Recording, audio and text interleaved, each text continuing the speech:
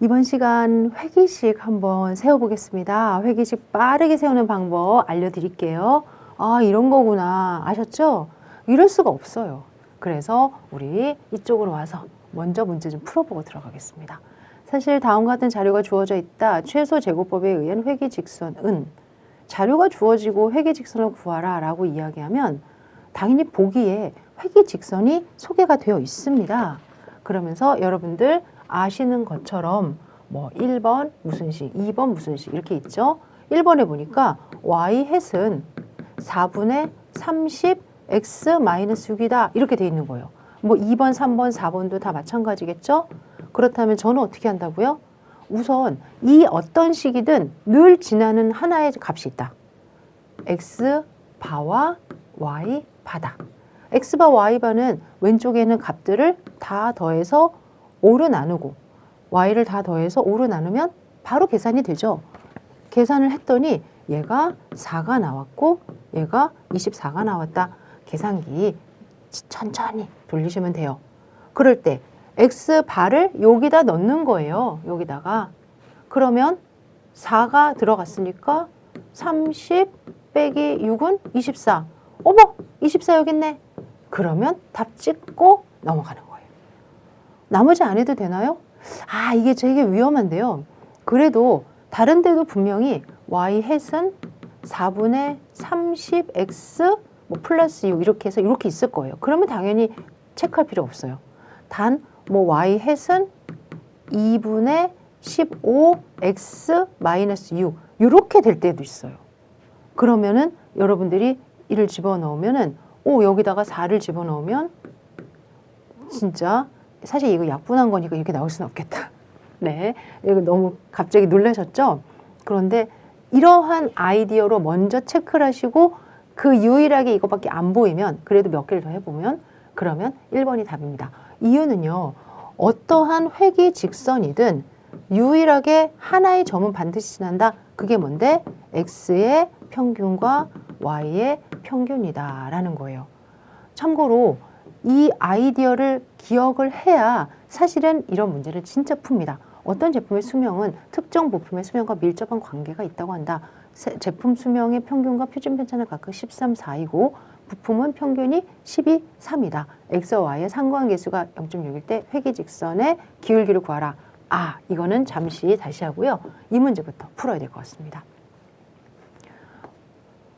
지금 주어진 문제가 이렇게 있다고 칩시다.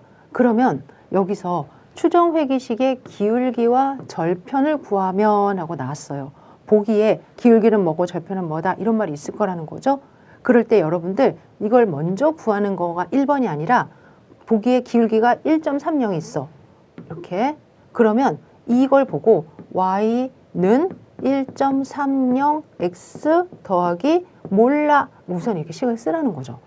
그리고 나서 x바가 4니까 여기다 4를 하나 넣고 그 다음에 y바가 7이니까 여기다 7을 넣어서 그 다음에 계산함을 해보는 거예요. 그랬을 때 a가 1.80이 나오는 게 있다. 그럼 이거는 딱 맞아 떨어질 수밖에 없어요. 거의.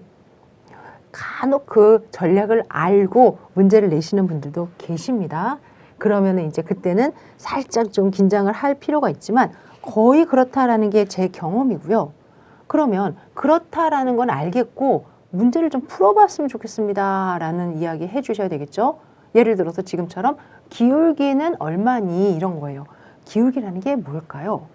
y는 2x 그러면 중학교 1학년 때 배웁니다. x가 하나 증가할 때 y가 둘 증가한다. 그래서 기울기가 2다라는 건 증가량이 x가 증가한 것분에 y가 증가한 거의 비율이 2다.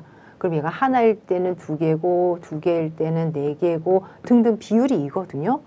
우리 직선을 구하다 보면 이제 당연히 이 기울기를 구하는 내용을 막 쭉 끌어내야 돼요. 그러려면 뭐 중적분도 해야 되고 또 편미분도 해야 되고 엄청 많습니다. 그런데 그냥 상식적으로 보면 x가 증가한다라는 건 결국은 x의 편차라고요. y가 증가한다는 건 y의 편차. 이렇게 b를 가지고 지금 이야기를 하고 있는 것 같아요. x의 증가량을 y의 증가량. 그런데 사실 모든 값들이 딱 직선에 들어가는 건 아니죠. 그럼 뭔가 약간 보정값이 필요하죠? 그 보정값이 뭐다? 상관계수입니다. 상관계수는 R이라고 쓰니까 R이라고 바꾸겠습니다. 따라서 R 곱하기 이렇게 쓰는 게 기울기예요. 이해가 되시나요? 뭐 이해를 떠나서 우선은 그렇게 받아들이시고요. 주어진 문제에서 뭐라고 했느냐? X와 Y의 상관계수가 0.6이다. 그리고 X의 표준편차가 3이고 Y의 표준편차가 4다. 됐죠? 0.2 그래서 0.8 이렇게 계산하시는 거예요. 이 정도는 기억하실 수 있겠죠. 그러면 이러한 유형의 문제는 충분히 풀 수 있다라는 거 알고 이제 여러분들이 보셨고요. 만약에 제가 이렇게 생긴 문제를 풀고 싶으면 어떻게 해야 됩니까? 이럴 때는 앞서 이야기했던 그 관계를 그대로 못 씁니다. 따라서 이쯤 되면은 또 다른 전략이 하나 필요한데요. 그게 무엇이냐면 앞서 기울기는 상관계수 곱하기 S의 표준편차분의 Y의 표준편차라고 그랬어요. 근데 상관계수가 뭔지 앞서 우리가 공부를 했는데 코베리언스 X, Y를 S의 표준편차랑 Y의 표준편차 나눈 거죠? 그러면 여기에 S의 표준편차분의 Y의 표준편차가 위에 딸린 거죠? 그러면 이렇게 지워져요. 따라서 코베리언스의 X, Y의 공분산을 S, X의 제곱으로 이렇게 계산을 한 거 맞습니다. 또한 현재 자료가 모집단의 자료일지 표본의 자료일지 모르겠지만 여하튼 코베리언스를 구하다 보면 우리 2xy 빼기 2x 2y 이렇게 계산을 하게 됩니다. 그러면서 여러분들이 이거를 외우시기보다는 어떤 걸 외우는 게 훨씬 더 좋으냐면 앞서 x하고 y의 차 그거를 조금 더 정리를 하게 되면은 s, x, y 이렇게 이거는 그 차에 대해서 사실은 n-1이든 뭐든 이렇게 나누게 될 거예요. 그러면 이 아래쪽엔요.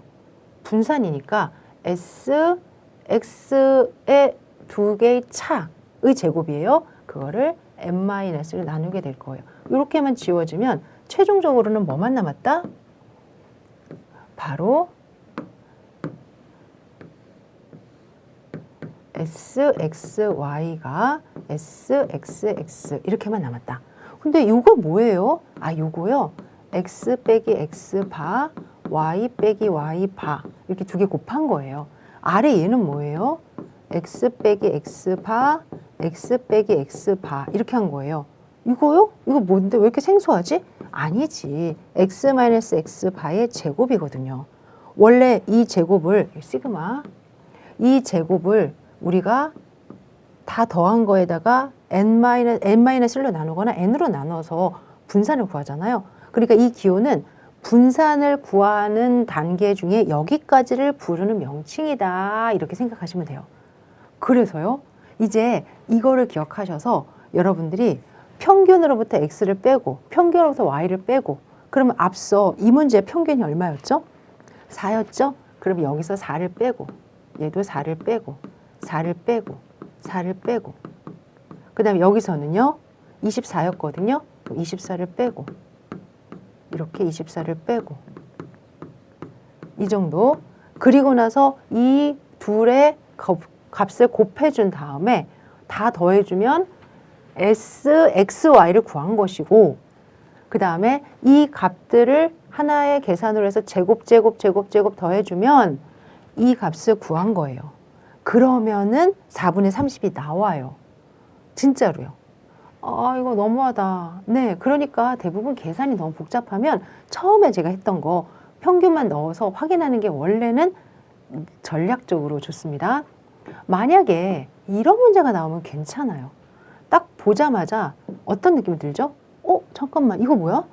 X값과 평균의 제곱을 다 더했는데 이거 X값에서 평균 빼고 Y값에 평균 뺀 거에 곱을 다 더했는데 그러면 이거 두 개 그대로 10분의 13 하면은 기울기잖아. 요 정도의 센스 괜찮으실까요?